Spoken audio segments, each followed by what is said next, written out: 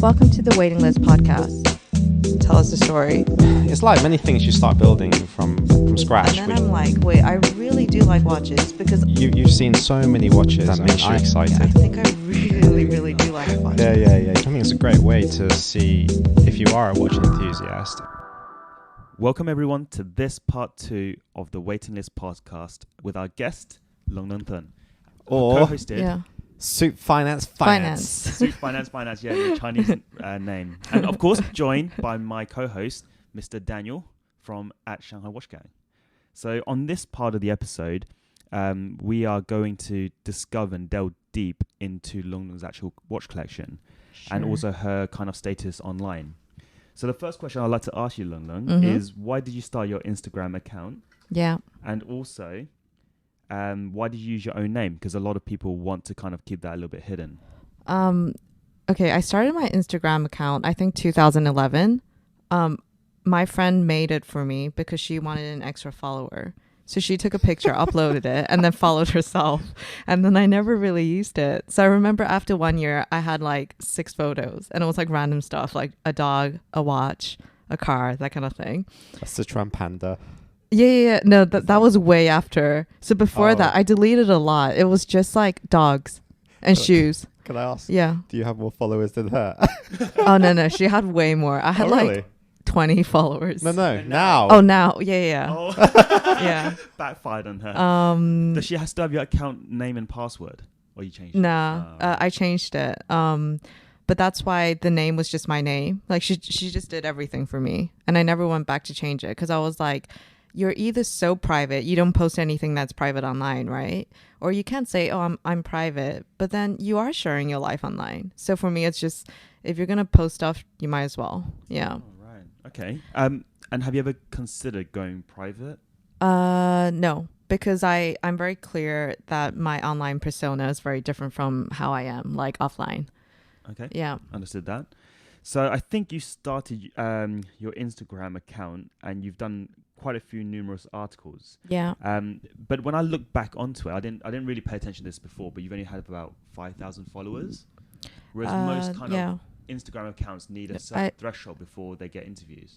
Yeah, I'm actually under 5. I think it helps because I'm a girl. And then I think it just makes it more interesting now that they can find a female collector to interview. Yeah. I think you've done really well, to be honest. Thank you. Like, and everything that you have, you deserve it.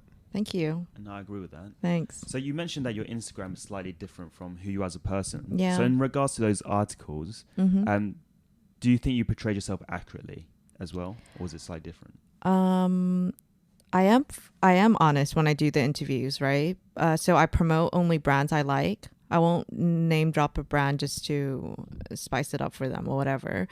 But I'm different in the sense that I do appear to be very confident and extroverted and everything online. But actually, if you meet me in real life, I am friendly, but I am actually very introverted. Yeah. So that's the main difference, I think. But do you think that the media, like the way Alex asked the question was that the emphasis was on you portraying yourself accurately? Oh, do you feel like, okay, sometimes you are actually who you are? I know that, like, let's say for the last shoot for AP, New York Times, right? You did that article about lady collectors, and in the end, you shot it at AP House. Yeah.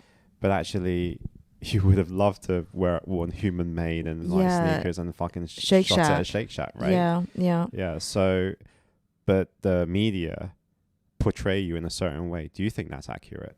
Oh, that's not accurate at all. My best analogy for this is when pop stars first start out, they have to put out a few shit albums that is not a good representation of themselves. So this, for me, in my mind, is how I get over this situation.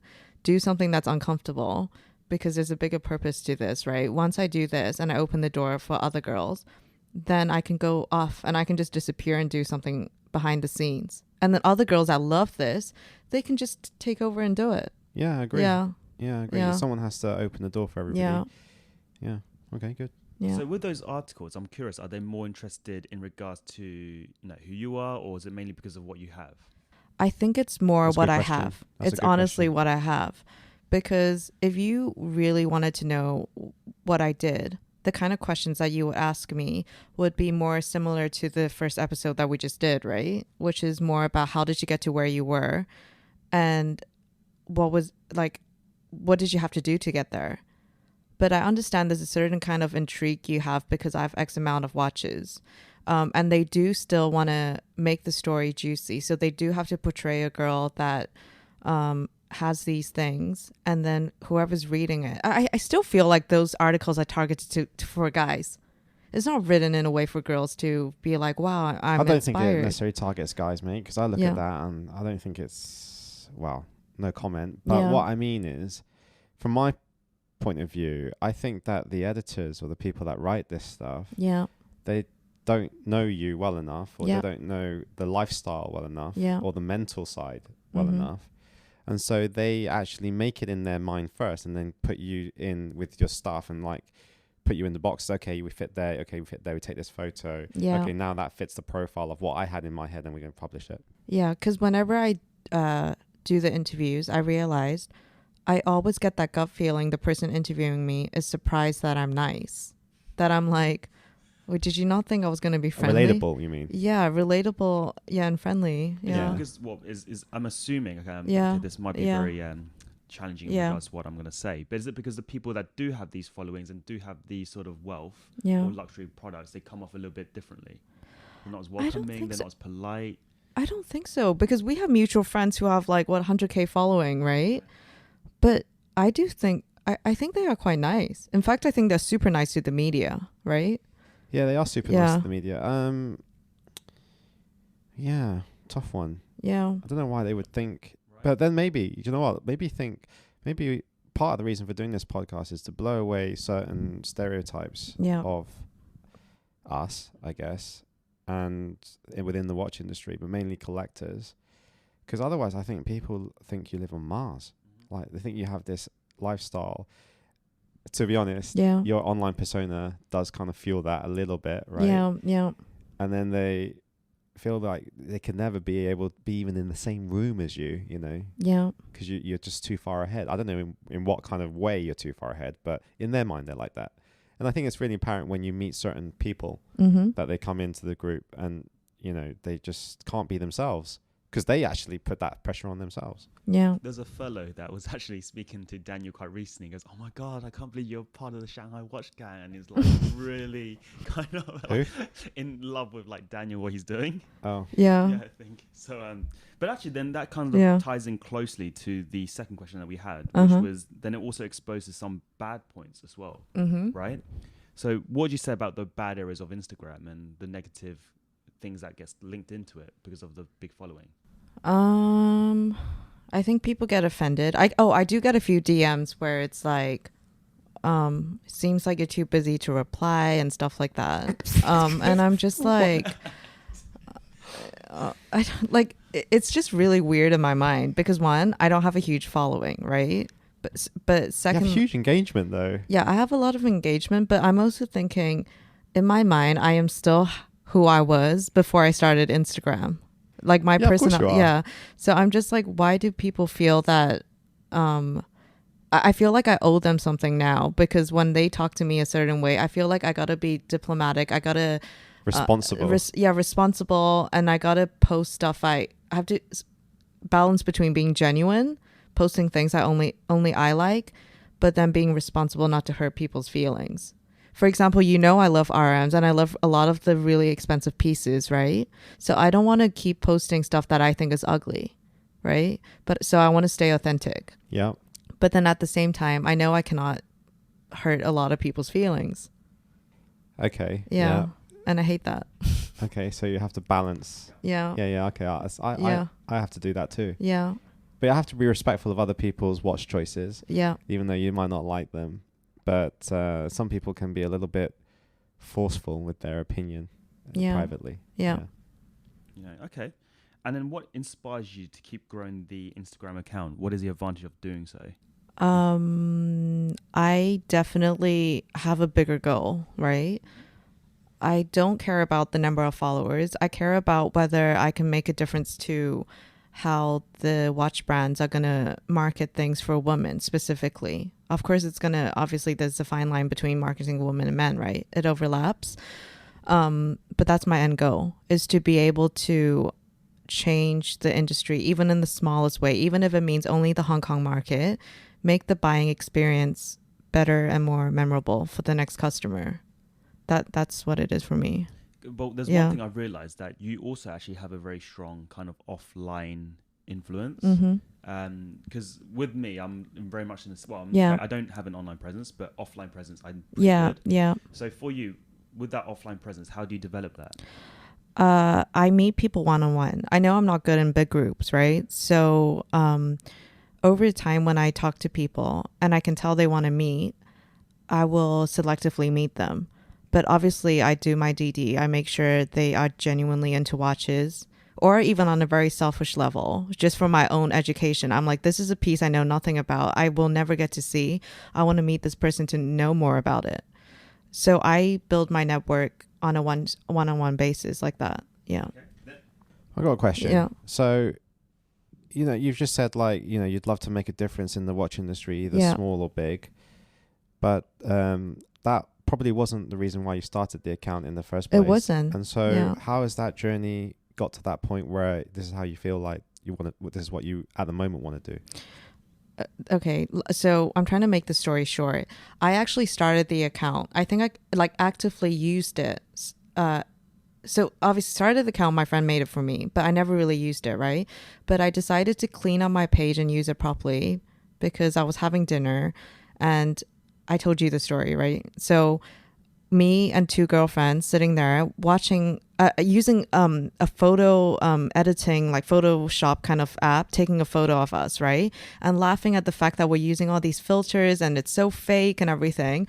And then saying, at that time I wasn't 30 yet. And then I was saying, hey, you know what? Like, we're probably going to look back at photos of us when we were 18 and we probably didn't look that bad.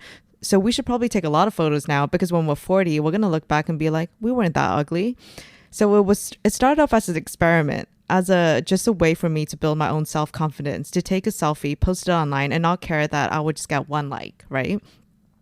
And then when I got over that and I was like, hey, I'm actually very confident and very comfortable in my own skin now, that evolved into, I'm just going to post stuff I like, which is watches, even if it's going to gain one like, right? And then that spun off into me being like, I am just going to post what I really, really like, which is watches. Right. Yeah. So then I cleaned up my page and I made it watch focused. Yeah. Yeah. But then how did you feel like this is where you want to do with your, like the marketing thing?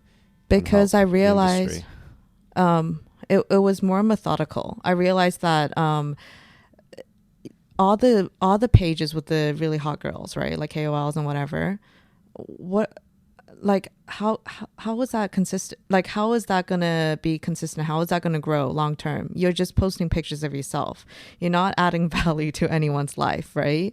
But if you're actually showing people watches that they never get to see or touch, that's adding value to someone. They want to follow you, and that kind of formula to me will grow. And then after that, when I got more confident, I started to write more. My captions got a little bit longer because I realized I'm just going to type the way I type and the way I think, even if it's not educated or deep, but that is just the way I speak, right? So I want to create a voice behind these photos so that people can actually understand that there's a person behind this. If they ever want to reach out, if they ever want to know something about a watch, they can just text me and I can just reply. So then now you have a account that not only has watch photos or pictures of photos of watches, which are rare, you get a direct response instead of looking at a page and thinking, how am I going to talk to this person? Yeah. Well done for putting yourself out there. I think Asia, you're probably one of the strongest Instagram accounts out there. Thank you. No, I honestly think that. And well done for really putting yourself on there.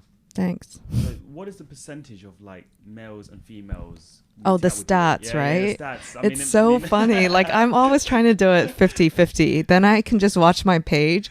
It went from 50-50 to like 70 guys. Now 80 guys. My percentage of girls is just getting smaller and smaller. Okay, so it's not. I don't think it's the girls leaving. The number of guys adding on is just extortionately higher. Yeah. Okay, so yeah.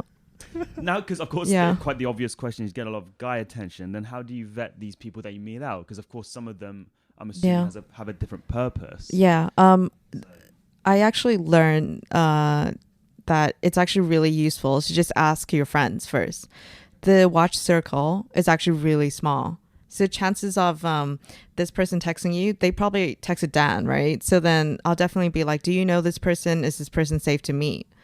Before that, I used to just be like, oh, wait, he follows him, so he's safe. But then I realized that, nah, some of these people are weird. What you realized is Dan follows this Dan people follows, and gives absolutely no shit about this person. And I was like, Shanghai Watch Gang follows him. He's safe, but actually he's not.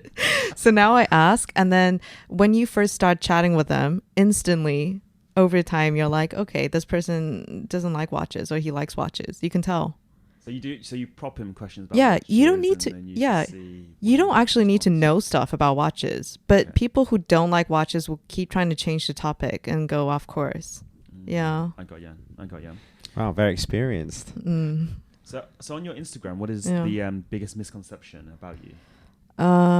Biggest misconception. Oh, I actually really hate it when everyone's like, wow, congratulations, new watch, because I don't want to pretend that it's my watch. So I'll definitely be like, no, it's not mine. So that's one. I don't want people to think I own everything I post. And then obviously I only post the good sides of my life. I'm not going to be posting me running on a treadmill, me like slaving away in the office. It's only the good side, right? Yeah, or you losing your shit. Yeah, or me getting angsty and complaining and stuff. So the misconception is I have like a perfect life, happy, perfect life. Yeah. But one thing I've noticed on the page is you don't really put too much in regards to accessible brands. Now I know this is a very sensitive topic, but I know you do have a Casio. Yeah, I do. By the way, I haven't posted the Casio because I actually wanted to write a review after actually wearing it and then saying that, did I just buy it because I felt like I needed to like try it out, fit in, right? Or do I actually get utility out of this and enjoy the piece? Yeah. And honestly, it's been, I think, 2 months. I can tell you I really actually like it because I actually get a lot of wear out of it. And then when I'm at work, I actually check the date the most using that watch compared to my other watches for some reason. I don't know what it was. Yeah, I don't know what it is. It's just the format and the font and everything. It makes me go, okay, that's date. Even though the watch that gives you the most peace of mind when you wear it. Yeah. Because you don't worry about it. Yeah. Yeah. So it gives you that level of comfort. Yeah. Right.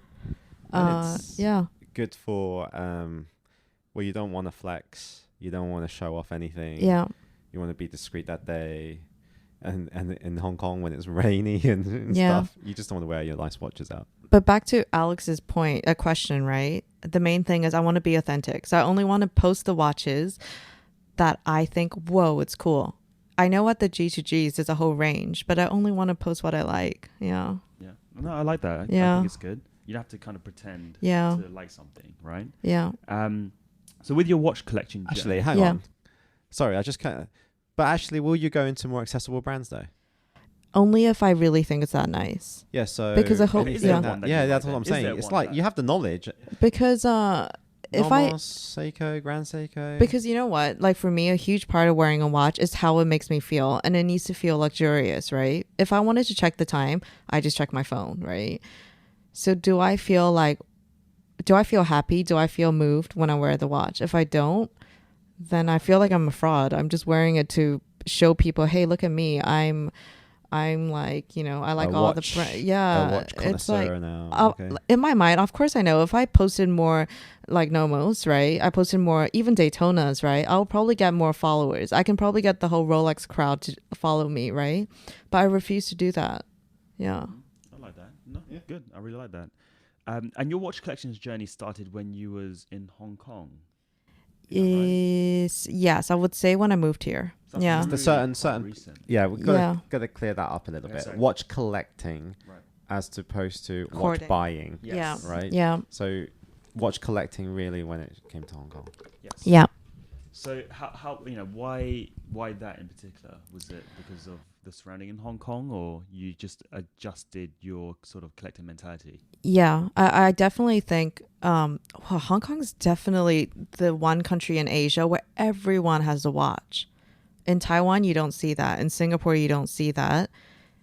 in Singapore, Singapore's all cars, right? Hong Kong is like everybody has a watch, everybody has a Rolex, which I find insane. So obviously over time you feel kind of left out and you kind of want to like get involved kind of thing. But then I was very disciplined in the sense that, yeah, of course I can just go buy a Rolex, right? But then I needed to, like I said, it's like adding a piece of furniture into the house. I had to be very disciplined. I had to understand why I was getting that watch. Yeah. That's in regards to your focus. So what is that focus then? What is that piece of furniture that you would choose? There was several things. It was half, first I have to think about how does this make me look in my work environment? Because I'm not old, right? So the people I work with are older than me. So how does that make them feel, seeing me wear that watch, right? And then secondly, what will my customers think when they see me wear that watch? Will they only equate that to, hey, I paid you this amount and there it is on your wrist, right? So I got to be careful with that. That's where my money went to. Yeah, yeah. So I'm very That's careful. why you're constantly on this hunt for this stainless steel watch that, yeah, I don't see any stainless steel approaching anywhere near your wrist these days. So that's one thing. And then secondly, it was I going to wear that watch to death instead of just buying it and putting it there? Yeah, you actually use it. Yeah, actually use it. Not be afraid to wear it. Yeah. That's a really good one. So how important, okay, then the customers you see or clients that you meet, or even actually the watch collector in general, how important is a watch on a guy's wrist to you? It's very important. Oh, why? It's very different in China, right? I feel like people are still at that stage where I'm not talking about collectors. I'm not talking about customers, right? They have basically formulated. They're trying to understand how to catch up with the Western culture. So they look at magazines. They're like, hey, I got to wear a suit. I got to wear these things when I walk into a meeting. So they obviously think, oh, they're wearing a watch, so I got to wear a watch. So most of the watches they wear, a lot of Rolexes, a lot of stuff that is what commercially accepted and what it has been marketed to them. Mm-hmm. So it's more about being presentable, being respected. So they have a formula, how to be a businessman kind of thing. Mm-hmm. Prada, waterproof bag, tick, that kind of thing, right? So with them, I don't pay so much attention other than I understand it's a formula for them. They got to show up looking a certain way. With the U.S. customers, Hong Kong, the more, what is it called? The professionals, lawyers and whatever. That's when I start to look and I think, what does this say about this person's character and their understanding? And whether this person needs a lot of validation because they got a piece, because they knew that you had to get that piece to fit into Hong Kong society, given this job role and whatever. Start to read into that. But yeah. I mean, like, see a guy when he's clocking another guy, it's kind of obvious because the guy would expect him to maybe to know something about watches, right? Mm-hmm. But you can totally slip under the radar because the guy might not think, oh, this girl doesn't know anything about watches, but actually, fuck, you actually do, and you can actually, work out that guy's personality, you know, what he's about, right? Just by his watch. Yeah, I have to say it's been a great tool to like break the ice when you first meet someone. Yeah, it is, because you can basically say, hey, tell me about your piece and so on. Yeah, I do that quite regularly. Like when I meet clients who are into watches, the first half an hour is wasted on talking about watches. It's the easiest way though. It is easy. You can see it, clock it, and then you can talk about it. Yeah. Right? Yeah. It's so easy. But then actually people open up to you very quickly because of that. They do, except when it's like a Rolex Hulk. The conversation's quite short. Oh, it's a Hulk. Okay, the end. Give him that validation. That's where his money went. So can you remember your first get-together then? First G2G, where was that? Oh my God. I think that's Hong Kong. Was it Hong Kong? Yeah, I think it was Hong Kong, actually. And how did it feel being potentially the only female collector there? Environment. Were they all trying to like? Sucks. Were they all peacocking and trying to like? No. Because I feel like it's real watch nerds. They're in shock. Yeah. They're shocked because they don't know. Okay, I won't say my first one. I'll say my most memorable one. Right, was somebody trying to explain RM to me. and trying to tell me it's a very expensive piece, and trying to tell me it's not plastic, and me having to be like, oh my God, I know. Like, it's because it was such a special piece, right? It was a Rafa, right? And then I was in shock because I wanted to look at that piece so badly. You just wanted to shut the fuck up and give it to me. Because I was like, I finally got to see one, and then I was really excited that I had to build up the courage to ask him, can I please see that piece, right? And then he's probably thinking, wow, this watch is really nice. I wonder if she knows how expensive it is. And then that to me was like, in my mind, I was like, yeah, this is patronizing, basically. I don't think he did it on purpose. It was just funny to see that happen. Right. Was this in Hong Kong? Yeah, this was in Hong Kong. And so I get it a lot. So I can't wait for the day that I can walk in and there's a good mix. Yeah, a good mix. Yeah, I mean, I just interesting to see the dynamics. Well, I have seen it a few times. Yeah. Guys are already trying to compete with other guys, alpha males, right? There's loads of alpha males, yeah. right? Then you put another girl, you've just elevated the game. Yeah, because I'm thinking a lot of girls are probably looking at my stories, right? Yeah. Or somewhere or wherever they see it. And they're probably like, yes, I bet she loves it. She's the only girl. But like, Dan, like when I see another girl there, I'm actually so happy, right? Yeah, you're like, I'm wait like, to yes, her. yeah. I feel like I'm God, attacking Lungla's her. going to attack her. Yeah, I'm gonna smother her. Yeah. Control yourself. Yeah. But actually, how do you see it? Because we always talk about it, but how does through a girl's eye see the dynamics of what's GTGs? Is it amusing for you? It's amazing. It's like watching National Geographic, like breaking down the different species and the different animals and stuff. You can hear David Attenborough talking. Yeah, it's amazing. Look at that guy over there in the corner. Yeah, so tell us what you see then. Body language, where everyone's positioned, which watch they chose to wear that day, who feels the need to control the group, and then who is silent but observing. And then especially when you know who owns what piece and how great that collection is, watching them sit there and not say anything, it's just amazing. It's just really fun to watch. Yeah. Well, that's actually one thing I find quite difficult, because when you do these GTGs, man, there's so many clashes of personalities. Of course, you're kind of very cautious about who you can bring and you can't bring. Yeah. You have to balance everybody, and make sure everybody has a good time, and it's not just offline, it's online too, and be careful what you say, and there's loads to it. So what's the funniest experience you've seen? Because I mean, like we've just mentioned, guys will behave differently individually and in a group setting. So what's the funniest thing that you've seen? Let's say a guy that you meet is normally very quiet, and then they get together, he's like a diva. This is actually becoming like a David Attenborough show. So in a group setting, you see there is a lot of snide remarks. I think there's a lot of how did you get that piece? Well, I got it from the AD.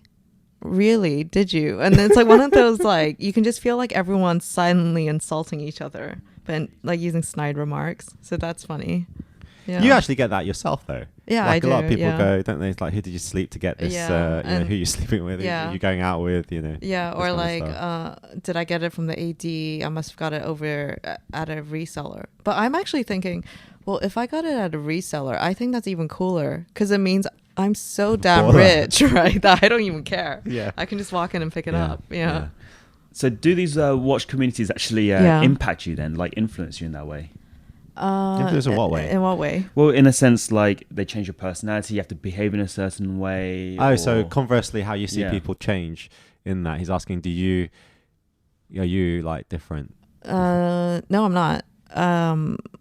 I'm a strong believer if people don't get along with you, they just don't. I don't need to try and impress them. Yeah. That's a really good point. Yeah. It goes on with anything. Yeah. So I know you did the FHH course on watchmaking. Yeah. Why did you decide to do that? And is that something that, women are wanting more of? In that class, there were 2 to 3 girls, and I can honestly tell you, they were forced to be there.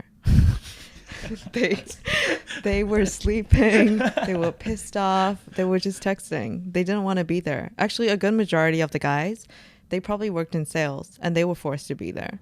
There was only like 4 to 5 old men who did it for fun. Everyone was there because they had to go back to their boss and say, yeah, I finished the course. Yeah, but it was a really fun experience. Like I highly sounds like my dental courses. Yeah.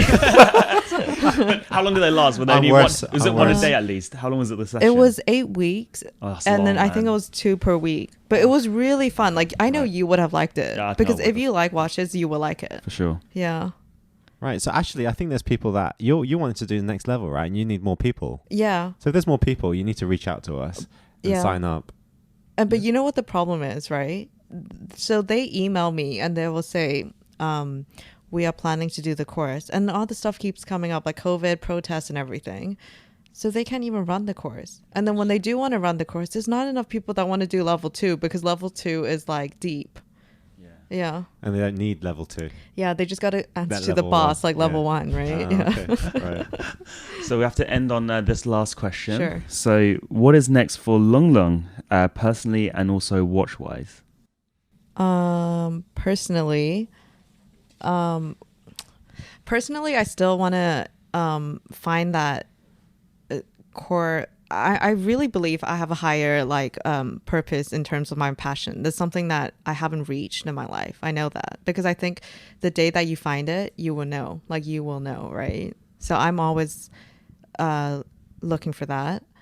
So that's for me on a personal level. For watches, I do hope that me alone, right, at this point, can have the power to get more girls into it. Yeah. Yeah. Well, I wish you, much success on that journey. Thank you. You'll get there. Yeah, Thank of course, you. It's just a matter of time. Yeah, Thank you. I would agree. Thanks, guys. So we've got the quick fire rounds, and from the last episode, when I was telling some people that we had some quick fires to do along, some of them came up with some questions. Great. So some of them will not be from us. Okay. But anyway, I want to talk about the first piece of furniture you buy for your house, because you mentioned it on 2 podcasts now. Bed. So it was a bed. That was a bed. Yeah, it was a bed, and it was a special, when you go to the hotels and then you lie on the bed and you're like, why is it so soft, right? It's because they add another layer of padding that just makes it soft. Yeah. So I researched that and I found one that was like supposedly Peninsula Hotel. So then I put that on top of the bed and it's super soft. I can certainly introduce a friend if I know the guys there, so I'm sure they can give us a hand. So Singapore, Hong Kong, or London? Definitely Singapore. Singapore, why is that? It's just the people are so nice. Like whenever I go back to Singapore and you go check out at the supermarket and they're just taking the time talking to you, you're like, oh, I forgot what that felt like. It's like in England. Yeah, in England, right? Yeah, if you go to the nice places, they talk to you and you're like, oh, this guy's stopping to talk to me. Yeah. It's actually...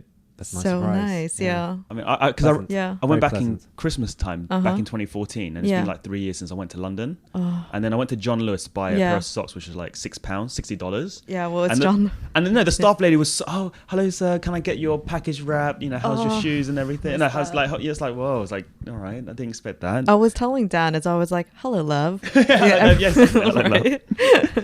Okay, so this is a question from one of our viewers. What kind of guys do you like? Interesting.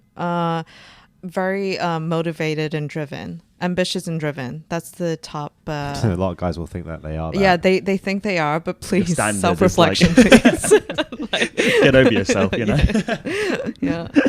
The biggest pet peeve that you find annoying when you meet people for the first time. So I'm assuming I can answer. Is it like trying to pretend they're rich? Trying to pretend they're rich. Very concerned about their standing in society. Okay. Yeah. Who inspires you? Who inspires me? People who, like, I can tell you specific people, right? Like Michelle Obama, like Oprah. People who break the cycle in life, don't make excuses for like the cards they've been dealt with, right? And then they change their lives and they break the cycle. And they break. One barrier. Yeah. Numerous barriers. Like barrier after barrier. Yeah. And just keep progressing forward. Yeah. Those kind of people, like you, like those kind of people get a lot of respect from me. Yeah. Too kind. So this is one from one of your food buddies. Yeah. Okay. So durian, Aunt Anne's pretzels, omakase sushi. Which one can you live without? I can live without durian. Oh my God, I can't live without Auntie Anne's. So you need. Oh, so that's your number one. If it's sushi, and then pretzels and then durian. Okay. Yeah.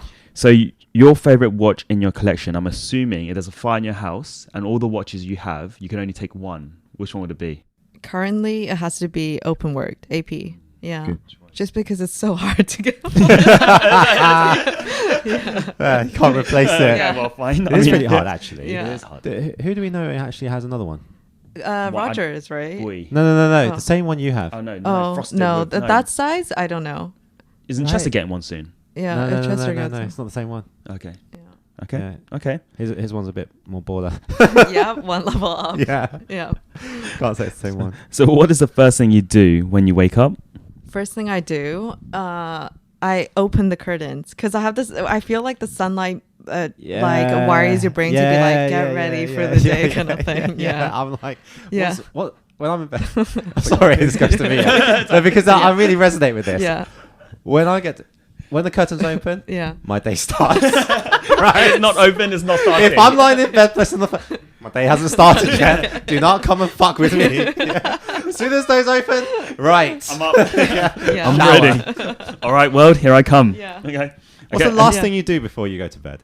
Last thing I do, you know what? I actually read Reddit, which is probably a really bad thing. It stimulates you then. No, because Reddit has a lot of really negative news. Have you seen the Hong Kong thread? It's all the protesting and so all what the do you read negative news to go to bed on? But there's a lot, and there's subreddits I follow, like "Am I an asshole?" There's a whole subreddit. Yes, you are. That's what you say. Yeah, funny stuff like that. Yeah. What do you do, Alex? The last thing I do reading. I read. It's the easiest way I sleep. Read. Okay. Me. You? What do I do before I go to sleep? Honestly. I don't know what I actually know what you meant now when you said that. What to log on? Exactly. It's like, wait. Probably YouTube. All right. Like what I do is I put a YouTube thing on, and it's nothing like a TED talk or anything like that. Waiting list podcast? No, it's not waiting list podcast. But it's a YouTube, and it'll be like maybe football or something quite half interesting. Mm-hmm. And then I'll just feel like my eyes are just going to fall asleep, and then I just switch it off and go to bed. Okay. But I fall asleep very quickly. I'm one of those that hit the pillow. See you later. See you next Wednesday. It's like, I must be a nightmare to sleep with because like I'm gone mid-sentence. It's like you're telling me about your day, how shit it was, and then That's probably the last thing you do. Ask your wife, how was your day? You sleep instantly. All right. Okay, then last question is other hobbies aside from watches. I love running, by the way. I love running. I love reading. So running for me is like I'm in my zone, like I zone out and I put in my headphones. So when you read as well, how often do you read? Like an hour a day or? An hour a day at night, 100%. Like even if I don't feel like it, I'll do it. Because for me, it's just when you start that first page, like 90% of the time, you're going to be like, wait, it's actually really good. I can't stop, right? But have you ever had a book and he was reading it and it's so bad that you just couldn't finish it? Because there's a few books I couldn't finish. 50 Shades. Was it that bad? Yeah, that is to me the worst book ever. Ever. Hang on, so you didn't get past like the second or third book? No, but then I also have this thing where it's like once you start a book, you have to finish it. So it's a very painful thing. So I have to concentrate and read it really fast. But it's so bad. Okay. Wow. Yeah. Okay. Well, that unfortunately ends part 2 of Long Lung's podcast. Thank you for having us. Thanks, guys. That was fun. It was really enjoyable. Thanks. So follow us at the Waiting List Podcast. I believe we're on Spotify, Apple Store now, is it? YouTube soon. Yeah. Stay tuned for the other episodes, and we hope to hear you again soon, guys. Thank you. All right, cheers, guys. Thanks for listening. Bye-bye. Bye-bye. Thank you for tuning in to the Waiting List Podcast. Hit the subscribe button, and the next episode will come straight to your phone as soon as it's ready. Whilst I'm here, please remember to leave a nice review and follow us on Instagram at the Waiting List Podcast.